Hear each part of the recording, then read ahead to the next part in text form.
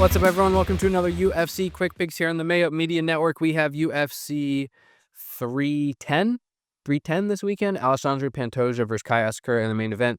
Machado Gary versus Rakhmonov in the co-main event. 14 fights on the slate, 2 5-rounders. It should be a really excellent one. It's our last pay-per-view of the year. We only have this card and one more card before the end of the year. So thank you all for the support. As always, I do want to mention at the conclusion of this year, we have decided to stop this UFC Quick Pick series, going on like 4 years now. So it's been awesome giving out plays to you each and every week.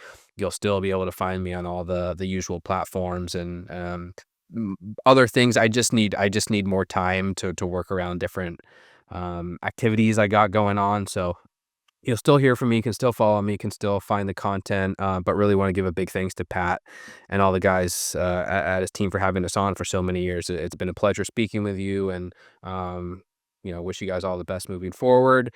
We still have some picks left to give out, though. And as always, I will be giving you my favorite cash game play, tournament play, salary play, and a matchup I like on this UFC 310 slate. So let's get right into it. My cash game play of the week is going to be Alexandre Pantoja at 8.8K. We have multiple 5-round matchups on this card, and those are always great ones to target from a cash game perspective. I think all 4 fighters in the main and co-main have viability from a cash game perspective. I do like Pantoja the best if I have to pick just one in cash games. He is minus 242 currently to beat Kai Asakura. He's only 8.8K though. He's coming off 3 consecutive wins of 143 DraftKings points. That's about as elite as it gets. And he was never that kind of scorer, but he's been averaging so many takedowns and so many takedown attempts in his last 3 fights that he's just wrecking guys. And he's still landing 100 to 120, 130 significant strikes over 5 rounds. Very willing to brawl. Durable, throws a lot of strikes, wrestles at a high rate. It's just a lot of safety for a fighter who has the potential to go 5 rounds. Asakura may try and knock him out. That is kind of the downside here, but Pantoja's only been knocked down once in his entire UFC career, never been knocked out. Probably is the more durable fighter of the two. So I like Pantoja to be the more active fighter throughout, and he certainly has the wrestling and BJJ advantage over Asakura as well. In 5 rounds, as a heavy favorite, 8.8K, really like Pantoja in all formats, specifically cash games for this discussion. Moving on to my tournament play of the week, I'm going to kind of lean toward a matchup here for the tournament side, but I'll go with Joshua Van at 8.5K against Cody Durden at 7.7K. There are other matchups that I really like as well. The strength of the mid 8K range is, I think, elite this week. I mean, I don't even love a lot of the fighters in the low 9Ks and the upper 8Ks, but Pantoja, Brian Battle, Garimbo, Joshua Van, Landwehr, just as 5 examples, I think all have a ton of upside. I expect Pantoja to be really chalky. I expect Battle and Garimbo to get a lot of ownership.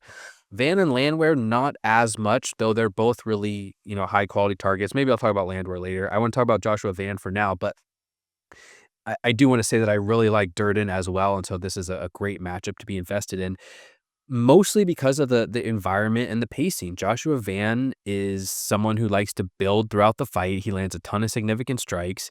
He's a really strong combination striker. He can attack all levels, and he has the type of style to break opponents.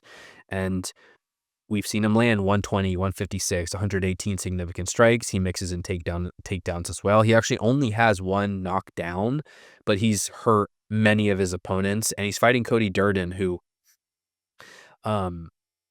is capable, and Durden might even win this fight, but Durden has been knocked down in both of his last 2 losses, isn't the best striker in general, doesn't have great striking metrics, lands and absorbs 3.3 strikes per minute. He's got some power, just doesn't have a lot of volume, questionable durability, and I think as the fight progresses, Van is going to turn the heat up more and more and has a pretty good chance of hurting and finishing Durden, I think. Conversely, if Durden's going to win, it's either going to come from early damage or from a wrestling heavy attack, which he has employed in the past, rarely, but he landed 11 takedowns on Charles Johnson, attempted 18 takedowns there. And I think that's a perfect recipe to beat Joshua Van, to just attempt a ton of takedowns, get the striking volume out of the way. Maybe Durden can start hot on the feet as well, but over time he's got a mix in wrestling to win. And I think that's really the upside case for Durden as well. If he wins, early damage or lots of takedowns at 7.7K, I think Durden is definitely going to exceed value in a victory. And I don't mind being on him as well. My gut feeling is Van is probably going to be low-ish owned, though. Maybe not low-ish owned, but Garimbo and Battle and Pantoja are going to draw a lot of attention. So I'm not sure how willing people will be to play Van, and that's one of the reasons I like him and wanted to mention him from a tournament standpoint. I don't think he'll be the ultra chalk. He's plus 140 to win inside the distance. He does have bust risk in an extended fight, but he's cheap enough with enough pacing and knockdown equity for me to target him at 8.5K. Really like him and really like this fight as a whole in tournaments. Okay, my salary play of the week, I'm going to go with Aljamain Sterling at 7.3K in what's tough to choose, because I think a lot of these fighters are live. You have the underdogs in multiple 5-round matchups. Sterling is about as cheap as it gets, where I feel like he can pretty reasonably win the fight, and I view his fight against Evloev as being a competitive one. I really like Movsar Evloev as a fighter, and I like his wrestling technique. I like his wrestling pace, averages 4.75 takedowns per 15 minutes. Also a pretty good boxer, 4.42 significant strikes per minute. His game is built to beat fighters who can't really wrestle that well, though, and Aljamain Sterling can wrestle pretty well. Sterling's metrics aren't quite as good in the wrestling department. Averages 2.3 landed per 15 minutes, 45% takedown defense, but he's really only been taken down recently by Piotr Jan, Henry Cejudo, and he's not getting controlled for long stretches of time, where I just don't know if Evloev can actually take him down and do anything with it. And so what do those takedowns really mean if he can't? And conversely, I think Aljo is just as potent as an offensive wrestler. Evloev's takedown defense rates out better, but he hasn't fought anywhere near as good a quality of competition as Aljo, and he still gave up 6 takedowns to Mike Grundy. He gave up a takedown to Barzola. He gave up a takedown to Nick Lentz. Aljo could get 2 to 3 takedowns easily here, and with that, he could have opportunities to take the back. If this fight plays out in the feet, I think it's competitive as well. Evloev's a better boxer. Aljo's a better kicker.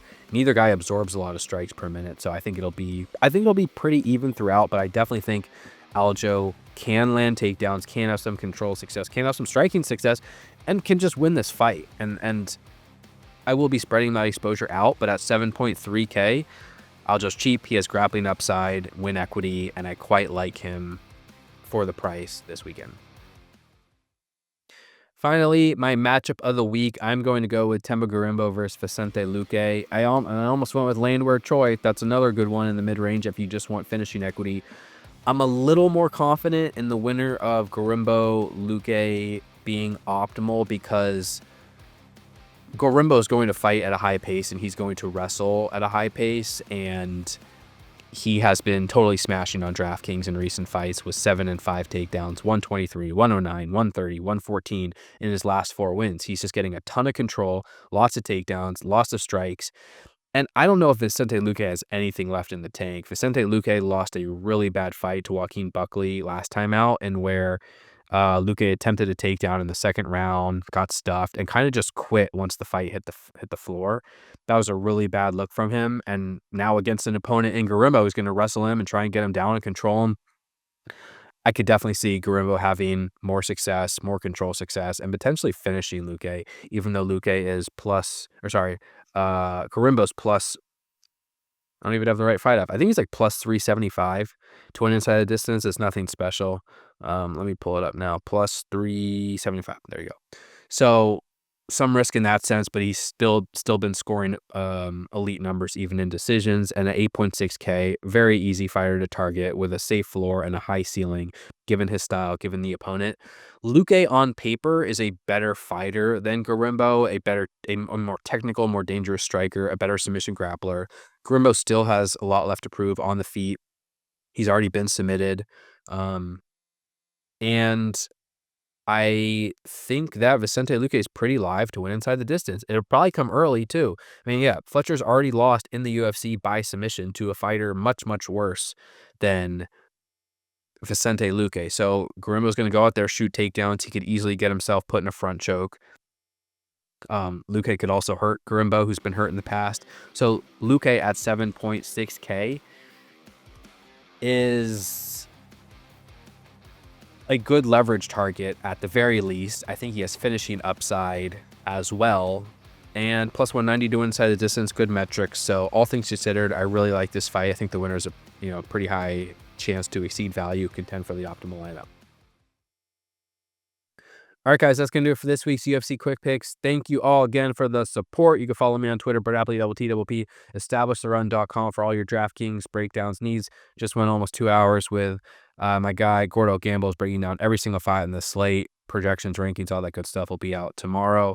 And once again, thank you for the support. Thanks to Pat and everyone for having us on. We do have one more card left in the air, so we'll be back next week. And until then, good luck. Talk to you soon. Peace.